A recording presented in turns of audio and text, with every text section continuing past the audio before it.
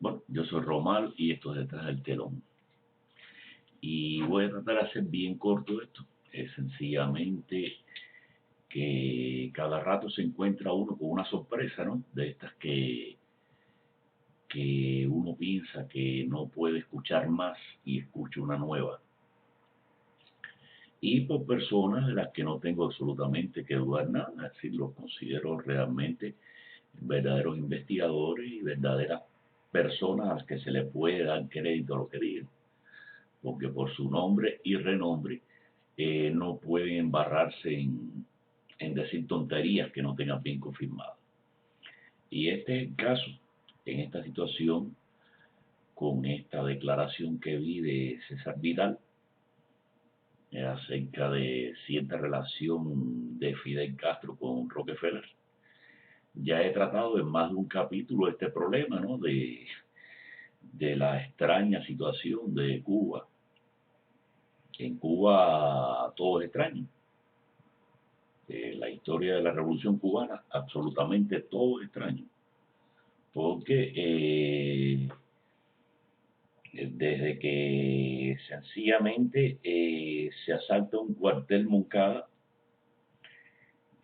cuando había otros objetivos más directos donde podría haberse tenido logros más reales, por ejemplo, hacerle un atentado directo a Batista cuando visitara Habanes, etcétera, etcétera, y no se hace sino que se lanza con 130 y tantos hombres a asaltar un cuartel con probabilidades de éxito poco menos que nula, tan poco menos que nula que claramente él se perdió entre comillas en Santiago de Cuba y no llegó a tiempo al ataque. Entonces él sabía que las posibilidades de éxito eran bien pequeñas y no quiso entrar el primero en la cola para ser masacrado por los soldados que defendían el cuartel. Es decir, le llegó bien al final y hay historias, ¿no? De Gustavo Alco, al que le dieron un balazo por la espalda y garantiza que Fidel le pasó por el lado y lo dejó tirado. Y que fue en este caso Ramiro Valdés quien lo recogió y lo llevó unas cuadras más para abajo para ponerlo en una casa, en un lugar por lo menos a resguardo, y por eso salvó la vida. Es decir, historias como esta parece haber habido bastantes. Esta de que Fidel le pasó por el lado, me la dijo el propio Gustavo Alco, personalmente. Así que tengo poco que dudar alrededor de eso. Pero bueno, está esta cosa, ¿no? Es decir, ataca con 130 y tantos hombres un cuartel con posibilidades casi nulas de éxito, donde casualmente llega tarde. Esto es parte de un juego. Y empieza a hacerle con esos mismos 130 y tantos hombres una emboscada en algún momento en que Batista fuera a visitar a su casa, a su familia, lo que fuera, allá en Bane, donde Fidel Castro era prácticamente vecino y toda esta gente eran vecinos. Y todas estas familias estaban vinculadas y se conocían personalmente. Así que esa es una. La otra, bueno, después se embarca en un yate con solo 82 hombres y su objetivo era llegar a la Sierra Maestra.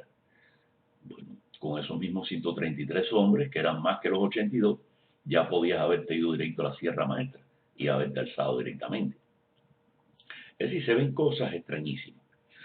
Después, bueno, todos sabemos el jueguito este de que en el desembarco de los 82 quedaron 12 apóstoles. Otra cosa más a tener en cuenta, claro, todo el mundo sabe que no fueron 12 y cosas por el estilo, algunos dicen que fueron 43 los que sobrevivieron. Pero bueno, el mito, para relacionarlo con el mito religioso, tenía que dar un número cabalístico, por llamarlo de alguna forma, y ese fue el número 12. Todo eso es explotación psicológica, ¿no? De la cultura nacional, en ese caso católica, etcétera, etcétera, y que si los 12 apóstoles, y lo mismo que el número de los apóstoles de Cristo, todo este juego para crear una leyenda. Pero bueno, lo cierto es que con esos 12 apóstoles se va a la Sierra Maestra y misteriosamente derroca a un ejército de 70.000 hombres. Aguántense eso. Claro, hay un señor que es Herbert Smith, que fue el último embajador americano, que escribe un libro que se llama El Cuarto Piso, y entonces aclara que el Departamento de Estado de Estados Unidos fue el que dio las instrucciones para decirle a Batista que se fuera y dejarle la puerta abierta para que Fidel tomara el poder. De esta forma que Estados Unidos sanciona, entre comillas, a Batista para no enviarle más armas. Imagínense ustedes, de todas formas, entiendan, vamos a entender las cosas. Supóngase que Estados Unidos le cierre completa las puertas del suministro de armas a Batista. Señores, un ejército de 70.000 hombres ya estaba previamente armado. Vamos a suponer que fuera un fusil por cada militar. Serían 70.000 armas con su parque, etcétera, etcétera. Óyame, contra 12 hombres. Y que esos 12 hombres ganaran, eso es... Vaya, encuentra buena pipa, se cree más fácil. Es decir, que hubo mucho manejo y recontramanejo. Claro, las cosas van saliendo. Y van saliendo y van saliendo. Y aparece esto de, por supuesto, de que buena parte de los combates, especialmente la batalla de Santa Clara, la toma de Tres Blindadas, fueron ganadas no a golpe de tiro, sino a golpe de maletines de dinero comprando la oficialidad de Batista. Y ese dinero, por supuesto, salía de algún lado. Ahora imagínense ustedes dónde este hombre obtuvo el dinero, los recursos, etcétera, etcétera, durante tanto el periodo. Se cuenta que el ataque mismo en Cuauhtémoc, 130 y pico de hombres, trata usted organizar 130 y pico de hombres a ver si sin dinero usted lo puede hacer y puede armarlo. Otros dicen incluso que las armas que tenía Castro ya desde el asalto de Cuauhtémoc no eran tan malas como decir que no eran escopetas de caza, ni calibre 22, ni cosas por el estilo, sino que fueron con mejores hierritos, y eso se ha ocultado la historia también. Y yo lo creo, que realmente fueron con armas de verdad, y no con los riflecitos que dicen que se fueron para fabricar la historia y la leyenda. Así pues vemos extrañeza tras extrañeza tras extrañeza, pero entre las grandes extrañezas están las misteriosas relaciones de Fidel Castro con Rockefeller. Ya es público desde hace rato el hecho de que en Punta Negra, en Angola, Fidel Castro le cuidaba los pozos de petróleo de Rockefeller durante la guerra de Angola. Eso es público ya, es decir, no es un dato a averiguar ni cosas por el estilo. Otras misteriosas relaciones, pero bueno, aquí vemos esta que va a poner César Vidal directamente, que yo desconocía. Exactamente en el momento de la caída de la Unión Soviética, vamos a entrar a entender lo que significa esto. Miren lo que sucedió según César Vidal. Escuchen esto para que se caigan para atrás. Yo creo que está decidido que todo va a seguir igual y además, vamos a ver, la dictadura cubana puede ser muy inefectiva en ciertos aspectos, pero por razones de pura supervivencia ha ido captando por dónde sopla el viento, ¿no?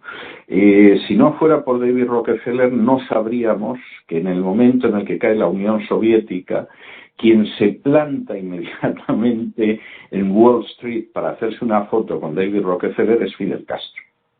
Y que llevaba en conversaciones, sobre todo con la hija de Rockefeller, desde hacía años, ¿no? No era conocido, cuando iba a la isla, pues la recibían a cuerpo de rey, pero vamos, no la sacaban tampoco en televisión, pero de alguna manera Fidel Castro era consciente de que la Unión Soviética se caía y que cuando la Unión Soviética se cayó iba a poder contar poco con los rusos, entre otras cosas porque, a diferencia de lo que afirman algunos, los rusos estaban más que hartos de Fidel desde hacía décadas y una de las primeras medidas que tomó Putin fue cerrar la base en Cuba. O sea, quitarse un muerto que venía pesando sobre la economía de su país desde hacía mucho tiempo. Entonces, la dictadura siempre se ha dado cuenta de cuándo se producía ese cambio y hacia dónde tenía que moverse, aunque siguiera con el discurso rancio del marxismo y todo lo demás. Y esto es tan claro que la dictadura castrista ha captado mejor que muchísima otra gente lo que es la agenda globalista. Es decir, la agenda globalista tampoco es que pretende que desaparezca Cuba o que desaparezca el Perú o que desaparezca la Argentina. Simplemente quiere convertir a esas naciones en protectorados y, como todos los protectorados, no nos importa lo que suceda dentro siempre que se sometan a la política externa. Y eso la dictadura castrista lo lleva haciendo hace años. Reformó la Constitución, por ejemplo, para que pueda incluir el matrimonio homosexual. Y los homosexuales, que en la primera parte de la dictadura fueron tratados con mucha dureza, entre otras cosas porque el Che Guevara los odiaba, pero además fueron a parar a campos de concentración, etcétera, etcétera. Bueno, pues en estos momentos la hija de Raúl Castro es la jefa del lobby LGTBQ, o como se quiera llamar, en Cuba. Y es la que aparece el Día del Orgullo Gay al frente de la manifestación con banderas del arco iris. Es decir, ahí la dictadura ha dicho, bueno, yo he captado lo que hay. Yo lo que quiero es seguir sobreviviendo. Quiero que esto siga siendo el rancho, el cortijo de los Castro y sus allegados. Y, eso sí, seguiré hablando del marxismo, de la revolución, de lo que se quiera, pero realmente yo ya he captado hacia dónde vamos y me adapto perfectamente. Yo creo que esa es una de las razones por la que la dictadura de Fidel Castro ha sobrevivido, incluso cuando las dictaduras comunistas iban cayendo todas. A diferencia de los opositores, que pueden tener toda la razón moral, pero que por regla general han dado muestra de una torpeza verdaderamente increíble. Ha mencionado a Mariela Castro, la hija de Raúl y sobrina de Fidel. Ella plantea una situación que se ha debatido mucho. Es mejor que... En fin, con un botón basta para entender el mensaje, ¿no? Después él sigue explicando cosas, pero ya menos relacionada directo con esta parte de la historia de las relaciones entre David Rockefeller y el dictador Castro. Así pues, ¿qué más decir ante una cosa donde se suman y se suman y se suman